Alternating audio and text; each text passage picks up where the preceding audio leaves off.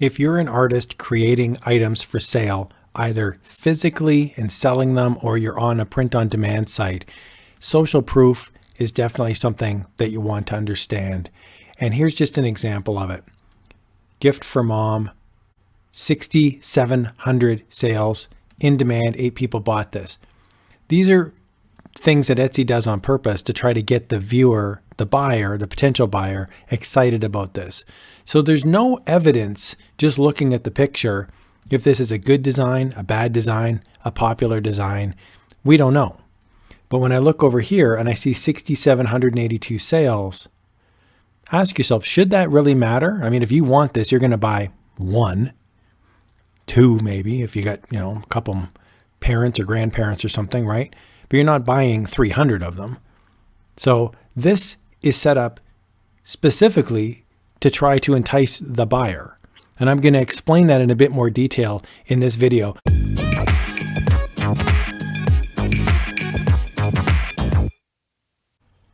Okay, so look, before we get started, I want to throw out a quick disclaimer. I do not have a PhD in psychology. I'm not a psychologist, so I'm going to be talking about big picture, the idea of getting consumers to buy into your designs into your shop. And I'm calling that social proof. So I'm just trying to help out in terms of Redbubble with social psychology. So I'm going to type into Redbubble here the idea of, say, adopt a rat.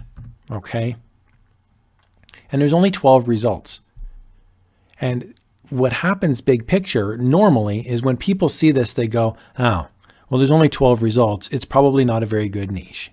And look, 99 times out of 100, that's probably true. When I first started selling on Redbubble, I actually found a niche that had 0 results. So I was like, that was weird because I thought it would be a good seller. So I threw 10 designs into this completely empty niche, and it wasn't adopt a rat. I'm just using that as an example. But I threw 10 designs into this completely empty niche, and I wound up selling, like literally within 24 hours, I had like 2 sales. And I was like, well, that's weird. So then I made 10 more designs and I put that in. And now by now there's like 20, 30, 40 designs going into that keyword.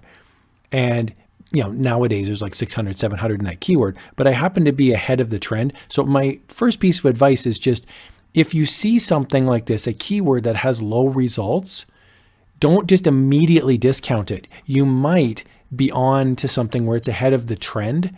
And I'm not suggesting adopt a rat is in any way going to be some global phenomenon. I'm just saying this as an example. If you keyword search it and it comes up with low results, just go check a couple other sites. Go check TeePublic, go check Merch, go check Etsy. Just Google the phrase, see if anything comes up, and you may find that you're ahead of the curve, and you can be that first person to market on those designs. It does happen once in a while. Here's one that came up recently. I'm going to type in Wellerman Sea Shanty. This came up a couple months ago, and right now there's 536 results. When I found this, there were 24 results. And what it was happening is I was watching a TV show one day and they started talking about how sea shanties were blowing up on TikTok, I want to say. I'm like so old. I don't know how social media works. But anyway, I guess on TikTok, people were singing sea shanties and this was one of them. So I went in, there was 24 results. I pumped in like 20 more results. And all of a sudden I started making some sales here. And it's like, oh, now it's starting to get more and more popular. And there's 536 results. Oh, here it is here. TikTok sea shanty. That's it there. So I found out about this about 3 months ago and I started putting stuff in. I didn't wait for it to trend up to 1,000. So I guess what I'm saying is if you find a low niche, like a niche with low results, don't just immediately discount it. Do a little bit more work. You might just be ahead of the curve. And that's okay too. Now you might not. You might just pump a bunch of designs in and nothing ever happens, but that's, you don't know, right? That's part of the fun of being an artist and throwing out there, into the world. Does anybody want to buy this? Sometimes the answer is yes. Sometimes the answer is no. And I picked this design at random. So here we can see there's a kid. I'm on Etsy. There's a kid here. It says school is in session. Pray for my teacher. And it's got a little emoji there of a praying hands. So ask yourself, is this a best-selling design? we have no cues. We have no social cues. We don't know how many sales have happened. We don't know if this is a big selling store. We don't know if this is, a tiny seller, a new seller, a veteran seller. So take a guess, take a look at that and ask yourself, would you buy that shirt? So what happens is a buyer will look at this shirt and then they'll immediately throw over to the name of the business and how many sales there are. And this is why getting your first sales on Etsy or any sort of print on demand site where they show you the sales, it's really difficult, because if this said 0 sales, most people move on. This also has 69 shop reviews. When I was selling on Etsy, I was begging people to leave me shop reviews. And every time I got a sale, it increased my chances of getting another sale. Going from 0 to 10 is really hard. Going from 10 to 100 is okay. Once you hit 100 sales, you start making consistent sales, because people go, oh, this guy's the real deal. They're an actual legitimate business. They're not just throwing a bunch of stuff up. It's not a scam, that sort of thing. So I have no opinion on the shirt itself. But if you were wondering, the shirt, I don't know if it's that great. Well, this 539 sales and 69 shop reviews helps move the client towards purchasing it. And if this had 35,000 sales or 240,000 sales, then immediately we think, oh, this is a legitimate business. It gives you legitimacy in these numbers. So my big tip, if you're selling on Etsy or if you're selling somewhere where you can see sales, is if you make a sale on Etsy, or if you make a sale in real life, sell it through Etsy. So I had this happen when I was a new seller on Etsy. People would want to buy my shirt, like a friend or a family member, and I would say, I'm going to sell it through on Etsy to you. So it would record the sale, even though I was paying a fee and all that thing. And I would say, please do leave a shop review down below, because it was legitimacy of social proof. Okay, so we're back on Redbubble. And now I'm wondering, is there any way that we can increase our social proof on Redbubble itself? And there is. So I'm going to type in, for example, funny dog, just, random keyword. And I'm just going to pick something here that comes up. So I'm just going to pick the first design that comes up. Here's a sticker of a dog wearing a cowboy hat and glasses. He looks great. And I'm just going to click on the shop. So again, I've completely just picked this at random. Here is something you can do that, because I don't know if these are selling or not, right? Like there's no sales data on any of this stuff. And I'm not even going to be talking about this shop in general. I'm just using this as an example. It could be any shop. When you scroll down to the very bottom, you'll see here, whoa, this person's got 328,000 designs or favorites off of 287 designs. Wow. So maybe they've got a social media presence. Maybe their designs are like super awesome. They've been around for a while. Like good for them, right? So again, I'm not commenting on this store specifically, but my point being, I don't know how many sales this shop has, right? So what do? If you're a new store, one of the things that people do look at occasionally is the number of designs in the shop. Not always. Often people are searching by keyword and they're just looking for the design. But if they like something, so for example, I liked this design, and so I clicked on the store to see if there was more of them.